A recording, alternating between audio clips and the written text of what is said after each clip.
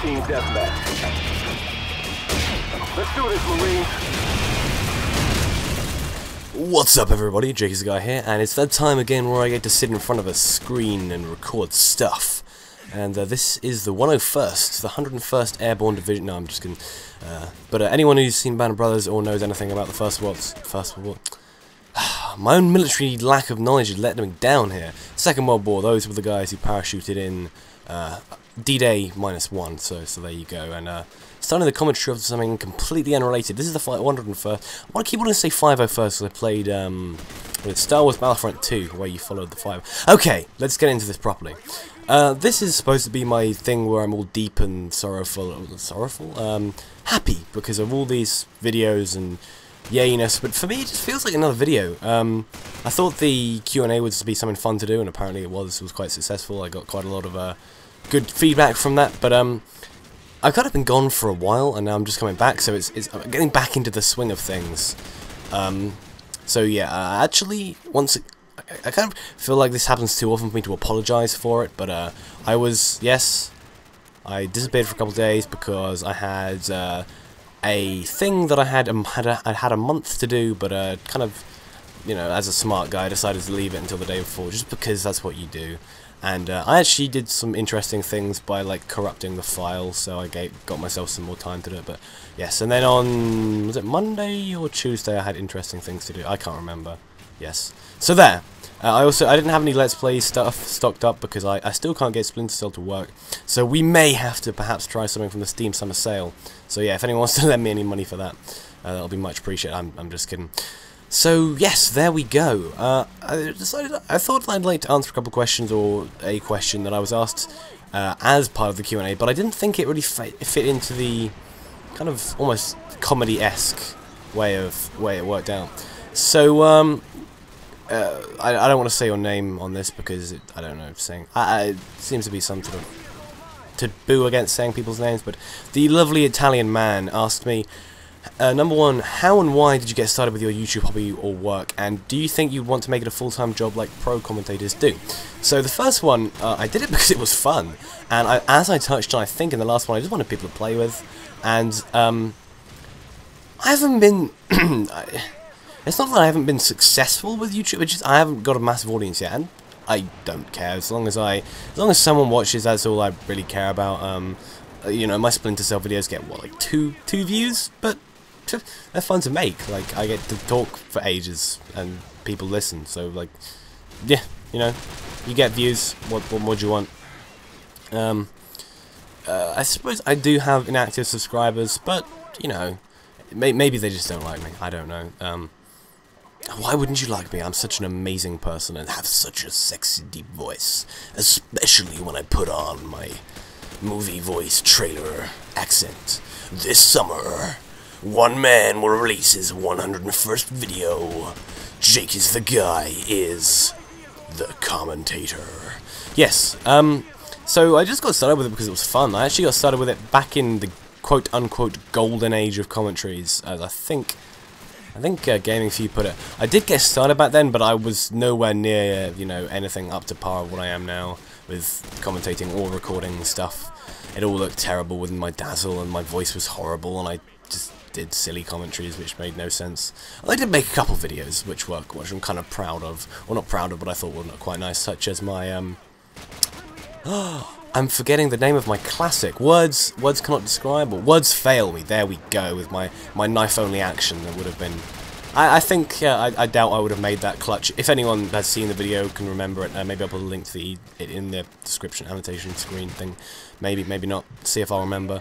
But I don't think I would have made that clutch, and I think the ending to that was quite funny and actually made a nice clip than me failing. So there you go.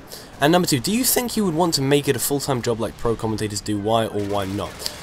I could never see myself making this a proper job. It's just too. Yes, I think the question. If I was okay, let's ask this in a different way of saying things. If I was offered a partnership, would I take it? Yes, you do lose some functionality of your channel. You get, you know, they have control over it. But yes, you also get paid for it. So, there's a question I've pondered a couple of times, because Actually, I'm just going to be completely honest. If there was no money involved, I would not become partnered, because if I ever did become partnered, I would not put ads on every video. But I do not have much money. I do not come from a rich family or people with lots of money. So, for example, a good example right now, the Steam Summer Sale is on, and if I had, you know, any money at all, I could make massive savings. For example, the THQ pack on sale right now is normally it's like I believe £230, but currently it is £34.99, of course.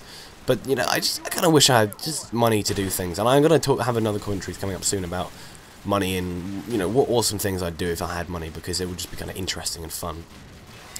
But there we go. So I don't think I could make it a full-time job. I don't think I could do it. As you know, I am already bad about not uploading videos on competition. I do try, but sometimes life just gets in the way, and you know, I think sometimes this is kind of less important. Yes, it's a good hobby, it's good fun, and I do enjoy all your feedback and loveliness, but no, I could never do it that seriously. The money would be nice, but I'm gonna keep doing exactly the same thing I always do, even if there is no cash incentive. As it's my 101st, and I don't think I gave out any shout-outs last video, or at least none properly, I went to the awesome people who follow me on Twitter. You should all follow me on Twitter, because if you don't, you're missing out on muchos of menos. It's kind of more of the same, but kind of also deep as well. I don't even know. So let's open up my tweet deck and see who would like a shout-out. Number 1, Paddy Scullion, or a Badger Smasher 13. The guys really helped me out a lot all through the ages, lending me gameplay, helping me out in all kinds of ways, and you know, that's like, I really do appreciate, and if there's anything I can ever do to repay the favour, well, I'm a massive YouTube commentator star. I'm never going to become that anyway. So there we go.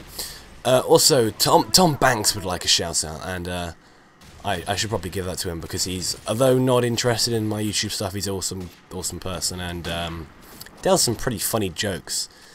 And the third one, I'm kind of debating whether I should give this person a shout. I don't feel they deserve it, because they're mean and horrible.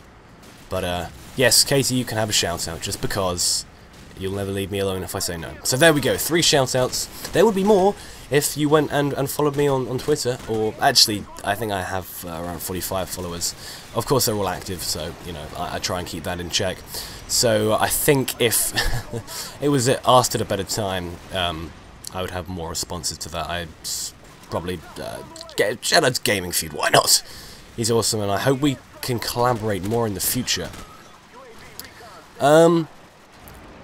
Guess I can kind of...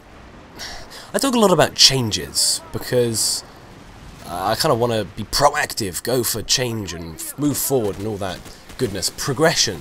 There's always a big thing about progression everywhere, at all times. I'd like to kind of orientate myself more to the news stuff, gaming news, because I find that both interesting, informative, but also not done all that often. So I think I'm going to try and do so. It's also going to be high effort, and right now I kind of have too many distractions to be too high effort.